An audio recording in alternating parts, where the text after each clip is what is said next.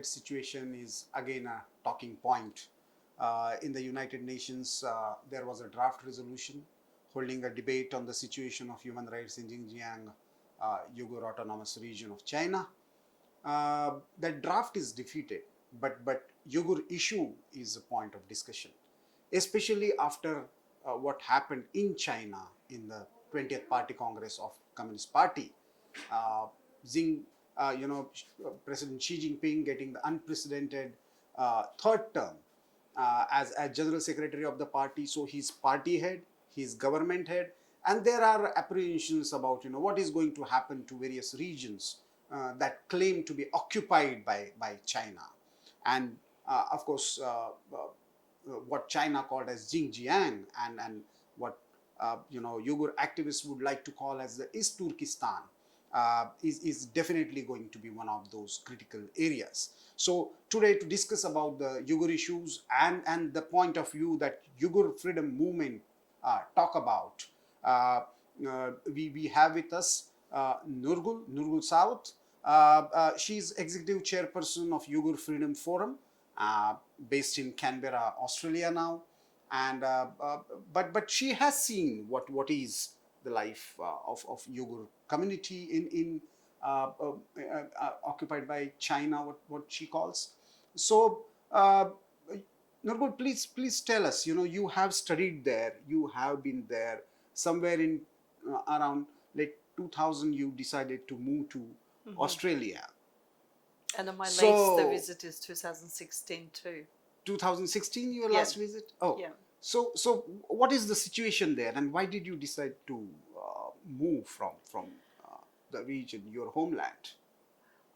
The reason many, like a young and as well as aspirational, someone who's seeking the freedom of speech and the freedom of thoughts, there's no way we can actually remain inside. We still can achieve our such aspiration or such a goal. And the moment when you the making some free, the dialogue or speech or even expressing your own personal view and a certain social injustice and unfair treatment of Uyghur people or many, and obviously you will picked on and you'll be either put little what we call a red dot or blacklisted in some severe cases. And for me, even though I was working in the government sector, but as a young someone who's constantly do think and read and constantly observe a society, there's so many ways I can see my limitation and I can see the potential risk if I weigh I'm expressing myself the way I present myself in before the government or before the society. So that's why I decided to pursue my new life, new ways of thinking, basically new me, decide to leave. So then if I think back now, I did the right thing. And many of my friends at the time, we in the same stream, same way of like a writing, discussing, freely, like have that free dialogue, within ourselves, all being arrested. Oh. Yep. And none of them is actually working where they should be. And in my age range, all of them is gone. Yeah. So it has been there like this since 1949, since the first idea of wiping out, or this has started with the final solution that what CCP has talked about, or Xi Jinping articulated. Yeah. Xi Jinping's final solution, I think it took a long time to reach that point. And however, it doesn't mean that justifies CCP's massacre and oppression in our region. And if you think about how Wang Zhen, like it took lead the PLA and invaded into our region on the 20th of October, 1949. And he killed 40,000 people in a one go. It's all of them were Uyghur people. And he's got final the word, not final, the famous word to Mao when he reported. So this is the most resisted people. In my opinion, they should be wiped out. And so here we go. After 6 decades, and we're facing exactly the same thing. Now, when I say 6 decades, it's in 2014, and China decided to introduce second generation so-called ethnic minority policy, which is pretty much took away whatever they promised for minorities to the receive or given. Then so-called Uyghur autonomous region, and yet we don't have autonomous rights there. And basic rights like under that huge umbrella of autonomous rights, like the language, our own way of living, and be part of the society. We would like to be part of the productive society, and also participation and equal opportunity, all gone. And so then furthermore, and they quite systemically approach to the point of rooting our society. If you think about the first they attacked is our way of living. They get rid of our way of living. There's no such Uyghur neighborhood, Uyghur ways of expressing our what we call care for each other, inclusive, harmonious, and as well as there was social intellectuals and elders, educating, disciplining young generation, and we have everyone has a role in that in very small neighborhood Society. like a society, and like a whole neighborhood, for example, look after all children. We care for each other's children, but in the current situation, no. Those are social structures gone. All our intellectuals arrested, and we lost last calculated 432 scientists, writers, intellectuals, someone who can produce ideology, all out gone. So which means our spine is broken at the moment.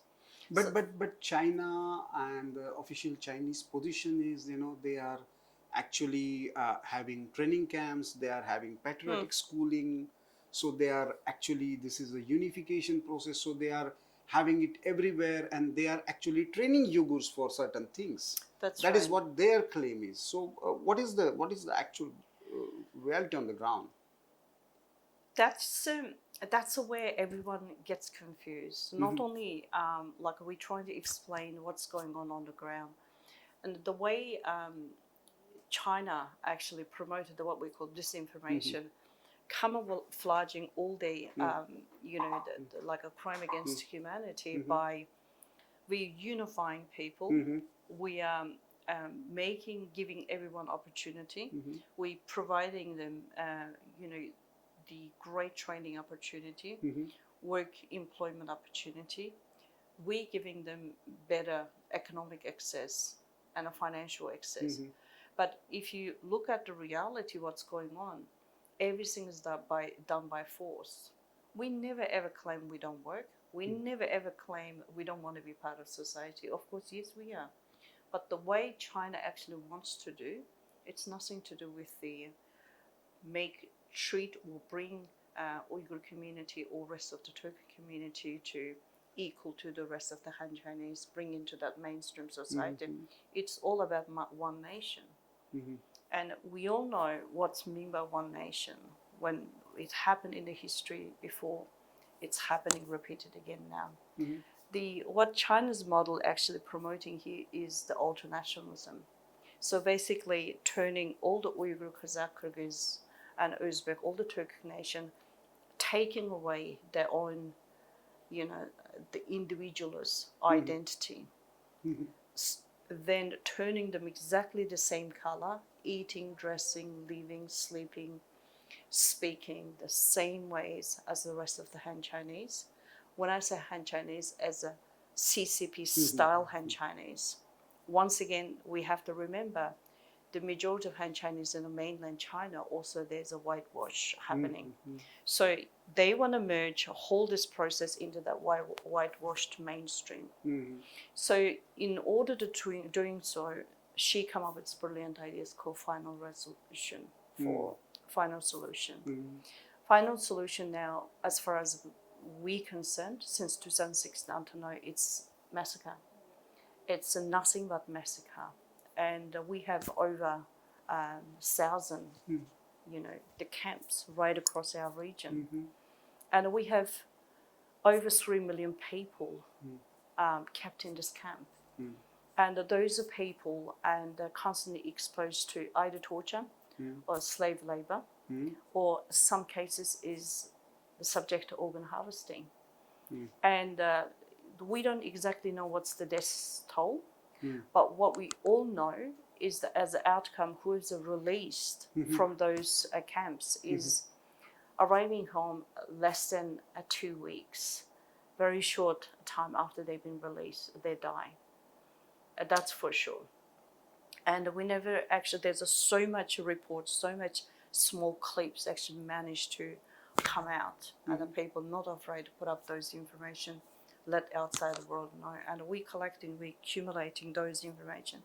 We know those people, there's a clear indication of starvation. There's a clear indication of a subject to a certain experiment, when I say biological experiment. And also the relatives actually put, before they've been taken into camp, after they've been released, putting 2 photos together, you can see like a day and night difference on the same person, and less than 4 years. So those training camps, you mean to say, are actually concentration camps? That's exactly right. And also, if you look at UN report, they actually denounced there's no such thing called education camp. Education camp is the facility, it's a tool of torture, and as well as also committing crime against humanity. And inside of that camp, we have to remember we have a larger number of females as well, and the females are exposed to sexual abuse, sexual torture too. There's very extensive research and investigative research and reports is done on that. And also, if you look at it, there's no specific age range. For instance, legally in China, retirement age is 65. Why would you take someone who's age of 72, 69 into the camp? And if you really want to attempt to re-educate them, what would you achieve by re-educating 69 years old? So for me, those kind of, the evidence doesn't justify what China trying to promote, to tell outside the world. And also we have to remember there's another system actually established around those camps, the factories. And now we have international well-known banning the forced Uyghur labor-produced goods in Western, democratic countries. In some ways, India has participated, and India has made notes of it, but there is a lot of work needs to be done on that landscape. And the latest outcome of that campaign is US has introduced law. Now they have established a quite a good, a decent amount of resources, allocating resources and the people and the power to execute that law. And the EU just passed the first draft, and they're working on it. And we also feel we need to make outside how we feel. Now, the latest case is the one Uyghur man, Kazakh man, who managed to escape from the camp, now suing UK government because UK government failed to ban the products from the health products supplies produced by Uyghur forced labor and taken into UK, used in the health system. So the cases like this keep happening, and we also have a enormous amount of awareness. We're trying to let people know, and as a consumers, they need to understand the one piece of the products you buy produced by Uyghur forced labor, which means that you're actually supporting China, encouraging China to keep doing what they're doing. And you actually helping this system, what they produced, is sustained and stay where they are. That's quite dangerous, and those kind of notion people need to know. So for me, as an activist, as a community leader, as well as the executive chair of the Uyghur Freedom Forum, we need to give a new ways of see our crisis, and it leads to defeat in the UN Human Rights Council. And it's unfortunate, but that doesn't stop us to stop where we are. And we have to keep going. So there's a certain amount of work we're not doing right. I'll come to that. But I have a point, rather a couple of points. Yes. There is a talk about, you talked about forced labor, you talked about sexual abuse. There is forced marriages, sterilization. So I would like you to talk about the status of women and children. What is the actual situation? Because China claims, and even 20th Party Congress, they claim that all ethnic minorities are represented in the Standing Council, in the Politburo, in communist parties, larger delegates. So all ethnicities are there, inclusive thing are there, and CCP is represented by all Chinese ethnicities. That's and true. Uyghurs, and whether Tibetans or whether people from Hong Kong, everybody is showcased as a unified China. So what is your take on that? How what is there with the CCP and what is there on the ground? Because it seems to be completely contradictory. It is contradictory. Yes, and when they promote, and yes, indeed, they promote, yes, we have representative of all the ethnicities. 55 ethnicity right across China. And if you even look at the community representative, and so compared to previous People's Congress, this time around actually dropped. Oh.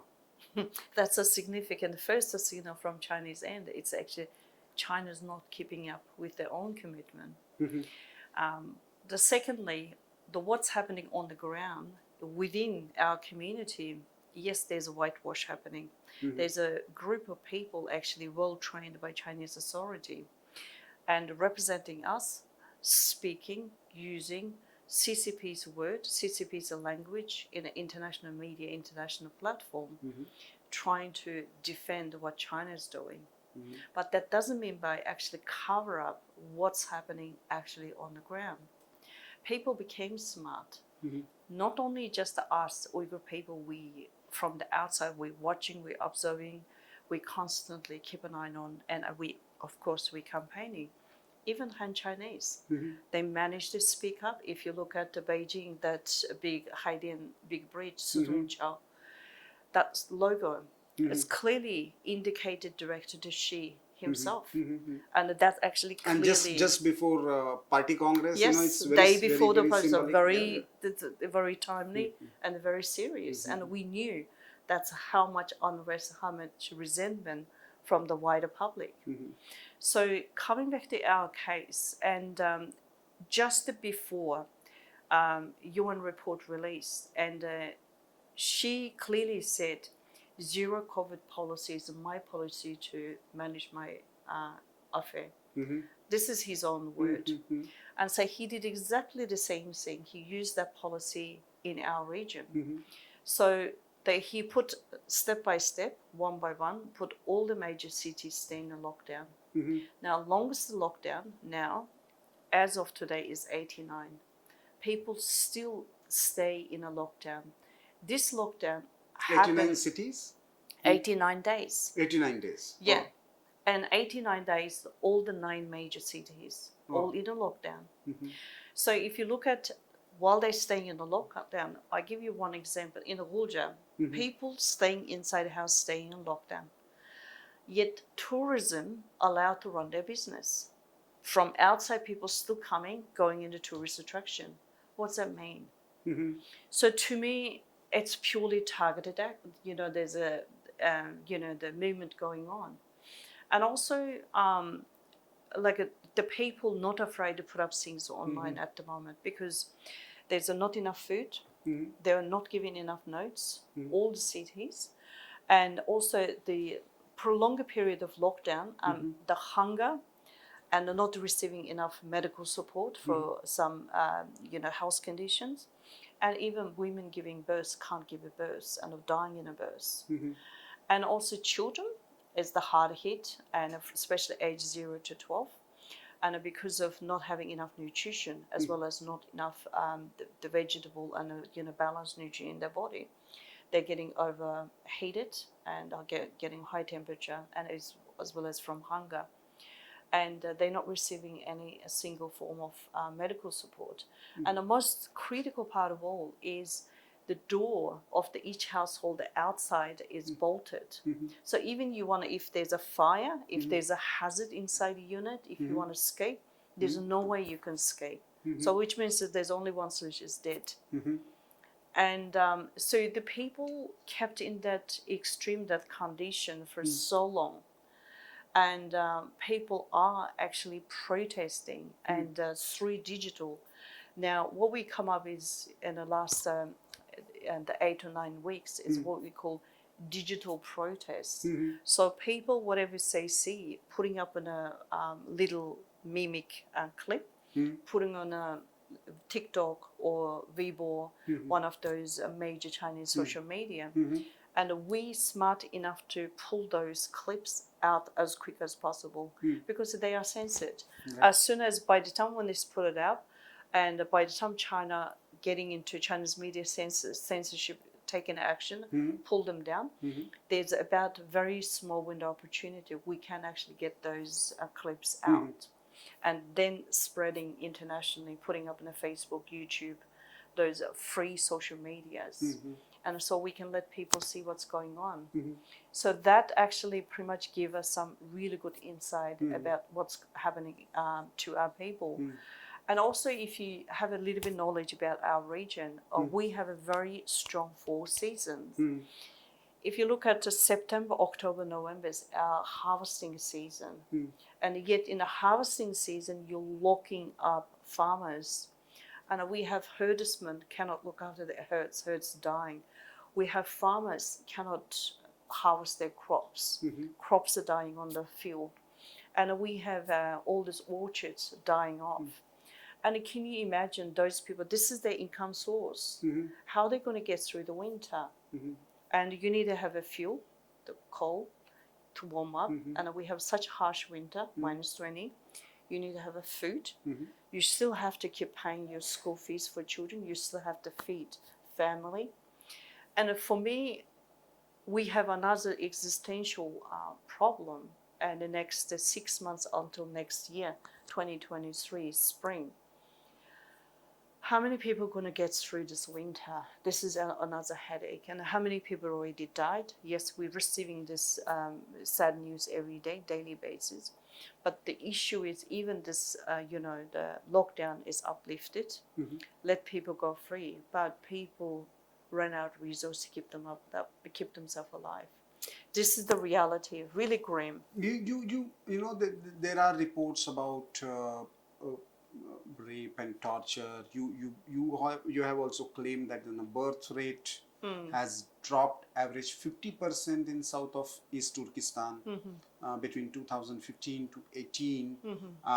So what is the status of population composition there?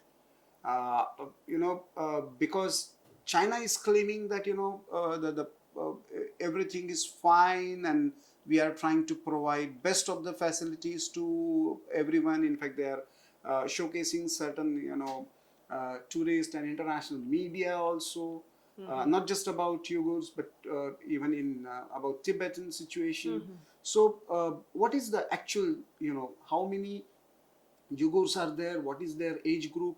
How many women? Do you have any information about this? In terms of data, they're like very census data on our population. I don't think that's reliable. But the report is made based on what the Chinese government put on their website, put on their source. Basically, Adrian Zen, what he did, he pulled out all this data based on and pretty much he forensically looked into those data, what he got out of the Chinese different websites like a health and a sensory and as well as social websites. When he merged them together, what he identified is the comparison between 2015 and 2018. There's a huge fluctuation drop on the birth rates amongst the Uyghur people.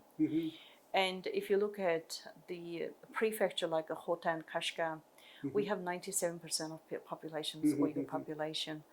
Yet some of the counties in those prefecture birth rate dropped to 90% within those 3 years.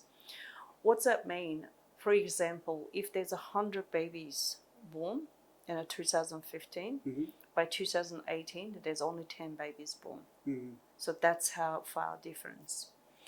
And besides that, and also the China actually literally exercising quite aggressive IUI, which is birth control, which is forcibly and also forcibly, the proceeding with some surgery, preventing people, the women, Uyghur women, having babies.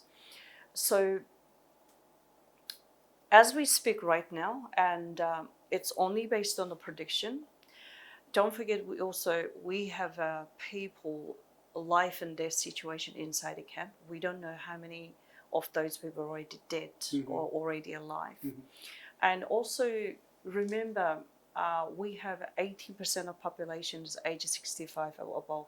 This is looking at the data based on 2018. We don't have latest sensory data from China. I didn't see anyone coming up, but I believe the next census is happening in 2023. And we have about 14% population is the young 0 to 12, the high risk age range, what I just described. It's quite well known, knowledge about public health. And any society with a slightly better public health, you have 2 to 3% people, either people with disability or with some form of chronic illness. So if you merge all this percentage together, we have roughly about 35% of people last 88 days stay in a very high risk situation. And we heard the deaths every single day. People dying inside of their house, people jumping over the building, people dying in the front of hospital, and because hospital won't accept them, and people dying on the way to go to hospital, or even people dying like after they've been released from quarantine facilities. How on earth are you going into quarantine because under the a suspicion of having COVID infection, yet released and you die inside your house? So those kind of many various ways of the people end up dying, and it keep happening. And even some older people, they pretty much hang themselves. So if they die, the younger one can aid. So if you merge all of them, in terms of like a population wise, very grim. And I do not believe, and we still need to hang on that 11.7 million population any longer. And I still remember, Victor Gao, he's the former well-known advisor to Deng Xiaoping, and he was in Al Jazeera, brave enough to open his mouth and say, Uyghur population 7.9 million. He's not average person, and he's not average Han Chinese can speak up, do this, and surely he's got strong evidence in front of him to support or back up. That's why he's saying that. So back in then, if he can open his mouth for 7.9 million, can you imagine now we're talking about 2022, how much might be? Or was that his goal, to bring down to Uyghur population to 7.9 million, and now they have achieved? That's why I just want to leave, listeners for your own imagination. But when it comes to all these discussions and we are talking about the grim human rights situation, Chinese official claim about Uyghurs and Uyghur movement that people like you are leading from outside China, is about, the so-called separatist or a terrorist movement or Islamic fundamentalist movement. How are you going to, counter this? Because there is a wider perception globally that Uyghurs are something like, very fundamentalist, radical Islamist movement. Okay, so am I look like Islamist movement here? Just from my facial. Yes, thank you. So I'm pretty sure if when I, if China accidentally put me in Islamic extremist or, that movement, Islamist category people might come back to me and say, how can you be? Yeah. Reverse questioning start happening. That's the common sense of what China trying to sell to international community 9/11, and I'm not afraid if China telling me you're separatist. Yes, I am separatist. You took my land, took my rights, and now I'm deciding to fighting back and taking back. You give me only two options: either life or die. So for that reason, if you call me separatist, yes, I accept this title. But in terms of you trying to put another hats on me, blackmailing me, no. And I can communicate with outside the world. No one can stop me. So China, you can say your side of the story, I can say my side of the story. Let the public decide. Let the public hear out, let them decide who's actually giving the true fact. How many Uyghur activists are there associated with your forum internationally outside China? We have many Uyghur organization, like a purely working in the different areas, like a human rights, education, cultural revival, linguistic, and myself, we pretty much fighting for our own dignity and freedom, of course. And so if you merge all of them, we have over 150 organizations. And that 150 organizations, not necessarily we all work on the same issue. So various, so like a streamlined, and as well as going into very much all different directions. And but when it comes to genocide issue, we all stand in the same line. We know this is our focus. This is something we need to address. Doesn't matter your cultural revival point of view. Doesn't matter you're from political point of view. When we focus on this issue, we do actually express ourselves in whichever possible way.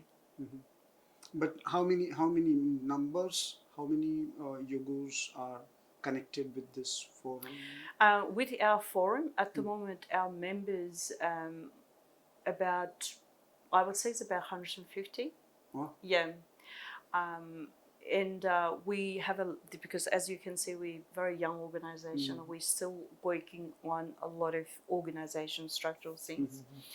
Do a lot of training and establishing that. No, but numerically, how many? What is the number of population, Uyghur population that is must be, outside? Oh, speaking about our population, we have outside our homeland.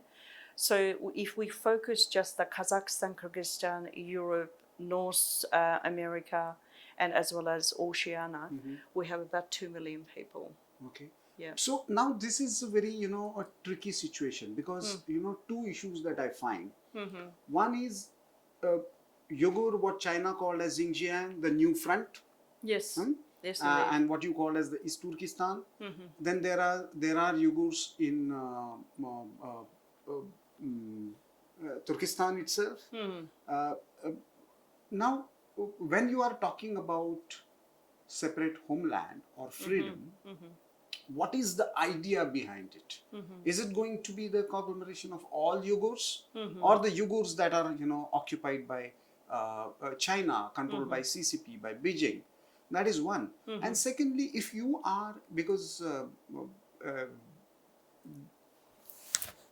you spoke about the Islamic countries and Islamists. On many issues, these countries, speak about on behalf of Muslims of the world. But there seems to be complete silence, and in fact, many of them are siding with China on Uyghur issues. Why this contradiction? Let me focus on the first question. When we talk about the sovereignty of freedom sovereignty. and sovereignty of our land. We're only referring to the land taken over by CCP since 20th of October 1949. We're not talking about Uyghur population who's living in Kazakhstan or the former USSR territory. That's completely two different issue. And also remember, the many Uyghurs in Kazakhstan actually migrated by force in 1962 when there's a conflict between Russia and China. And at the same time, around the same time, and there's a very small numbers of people actually escaped from China to Kashmir and to India as well, and we have that part of history.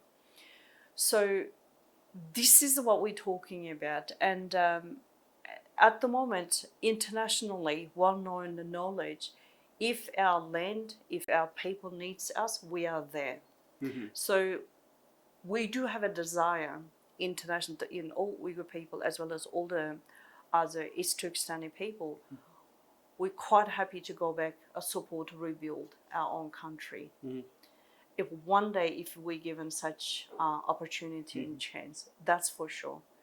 And coming back to your second question, and we work so hard and so diligently and working on our own constitution for a long, long time, and rewiring, retwigging, reworking, and it's not like what China claimed to be Islamic extremists, separatists, so on. The core value of the constitution is democratic nation. And yes, we say that religion is Islam, but there's a big but.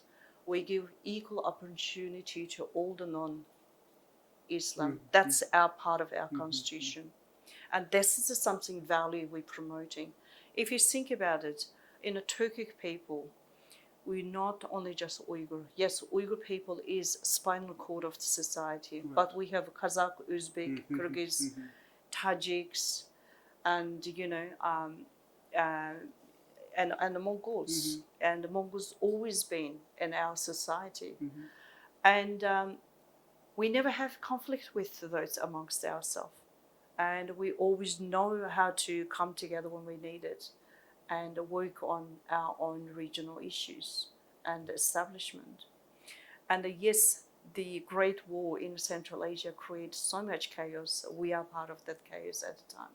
No, but you spoke about the Islam, and we get many reports of mosques being demolished, and Yes, indeed. practicing Islam is being curbed in all such ways, and still if we go by numbers, 55 countries, Islamic countries, are siding with China. Yeah. They're not paying any heed to the points that you are making, and otherwise they are very vocal about the Islamic issues. But when it comes to Uyghurs or East Turkestan, there seems to be a complete opposite position. And I would, before we talk about this point, I would like to take everyone back to when China being introduced and accepted by WTO.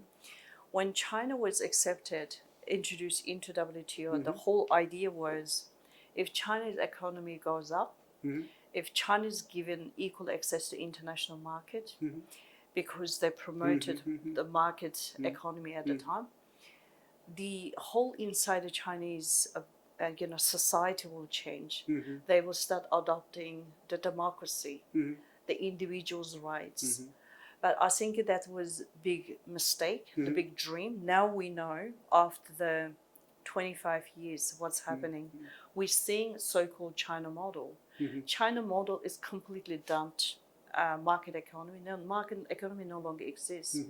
Now they reintroducing called a planning economy, and plus merging some elements of capitalism. When they merge them together, come up with this new model. So what Xi Jinping called as the socialism with Chinese characteristics. Yes, socialism with the Chinese characters.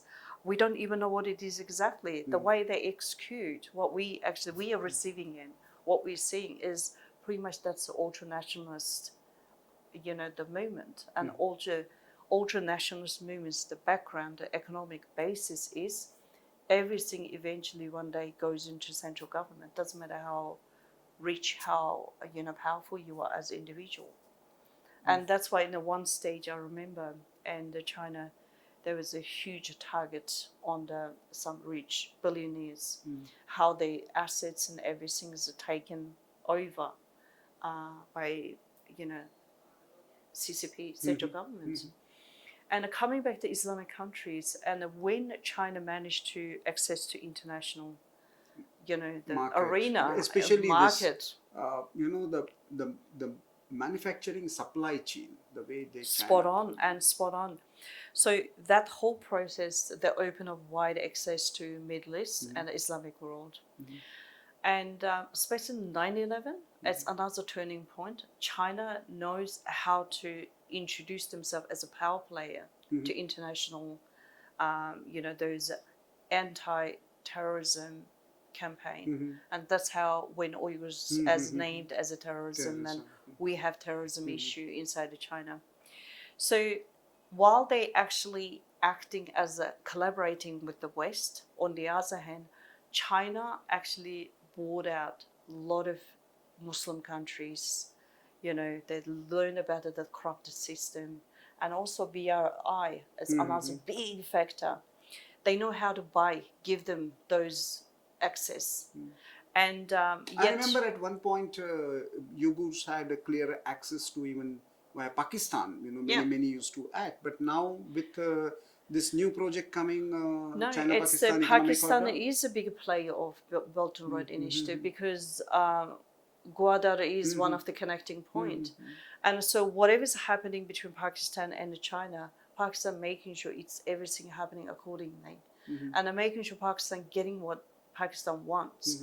But one thing we all know, and if you paid attention to the recent financial change, Pakistan may end up like Sri Lanka. Sri Lanka is what's happening with the big debt. The BR are all about the debt. And so besides that, the BIR and as well as the supply chain of China has influenced, has brought out a lot of political power in the Middle East and Islamic world. Now, if you really look at China dominated Islamic world versus the Western democracy or Western economy, there's a kind of two polarization happening. And our issue, as far as I'm concerned, we fell in between. On the fault line. Yeah, in a fault line. So because we fell in the fault line, and therefore all these Islamic states, of course, states' benefit is higher than our speaking of for Uyghurs. They just stay there silently watching. And I do remember, it's shockingly, there was someone from Norway, nationalist extremists, like far righters, and are burning one Quran. And guess what? Whole Islamic world, all people literally abrupted and, protesting for one Quran burnt. How many Qurans burnt in our homeland? Tons, thousands. You mean Chinese authorities are burning it? Yes. They took all the Qurans. Holy Quran they are burning, taking out from people? Throwing in a rubbish bin, throwing in the toilet, burning them, piling them together. No one say the word. All our praying mat, all the decoration, Islamic decoration inside the household, all pulled out because what they call Hanafis. Your house has to look like decorated like Han's house. Formalized, typical exactly. Sanitization. Social sanitization. So the taking away Quran, and even if you look at when you pray, you look at Qutb, the altar, the west. It's eastern corner of the house. Guess what's in the eastern corner of the house in each household now? Xi Jinping's picture. So no one can look at, if you pray, decide to pray, you end up praying towards the Xi. You're praising for Xi. So that's the sanitization we are going through at the moment. This is like a religious uprooting and as well as cleansing. And yet we're not hearing one single word from the Islamic world. And besides that, China is very, the manipulative, or the very, and the so-called smart, be smart enough to present those major mosques. Still, it's there as a part of their creation, presenting to those Islamic rulers. So we got the mosque, we still giving them access, but if you notice, no one goes into that mosque pray. So once again, and I really want to know where this Islamic leaders, where they stand, how you want to promote this, how you want to defend, your own Islamic Ummah. Is the Islamic Ummah ever exist? Or is that just a word? And I really want to know this. Now, so the situation looks really grim as far as your, if we go by your description. So with Xi Jinping becoming undisputed, unchallenged leader of China after 20th Party Congress, then Islamic world not taking any strong stand, United Nations seems to be losing its willpower to talk about these issues. How do you see the future of Uyghur freedom movement? Yes, Xi got his highest possible power. There's no more challenge next 5 years, that's for sure. But that doesn't mean by we accept our defeat, we just leave it, we watch our people dying off. We're not going to stop. And I'm pretty sure the wider society, especially whoever has a slightly consciousness about what's going on both inside of China and outside, understand Xi's willpower next 5 years. So we do have a support in the outside of China, and I believe probably inside of China too, because their own people now are speaking up, showing their own dislikeness as well as resistance to Xi's that's extreme ultra power control attitude. So no one can predict what's happening in 5 years, but one thing we can predict in our end, our 5 years is very grim, but we do not stop what we're doing. And we continue, we keep fighting. So, viewers, this is Nurgul, Executive Chairperson of Uyghur Freedom Forum, coming all the way from Canberra, speaking to us. And she is very, very categorical when it comes to the concentration camps. So there are no education camps in China. There is a cynicization of Uyghur culture. She's talking about the use of technology to, actually enforce people in these concentration camps. There are, blatant abuse of religious or gender rights, even children's rights. So, but still she's hopeful about, fighting out for the homeland, what she calls as the East Turkistan. We just try to present, in the post 20th Party Congress scenario, what is the situation that is happening in Pakistan, in China, and how it can impact the Uyghur freedom movement. This was Nurgul Sawut for you, Executive Chairperson, Uyghur Freedom Forum. Nurgul, thanks a lot for coming over and speaking to us. And I hope, we will be able to give some voice to people like you as we keep talking about human rights issues, not just in about Uyghurs, but all over the world, wherever undemocratic systems are there. So thank you very much for coming over and speaking to us. Thank you. Thanks for having me.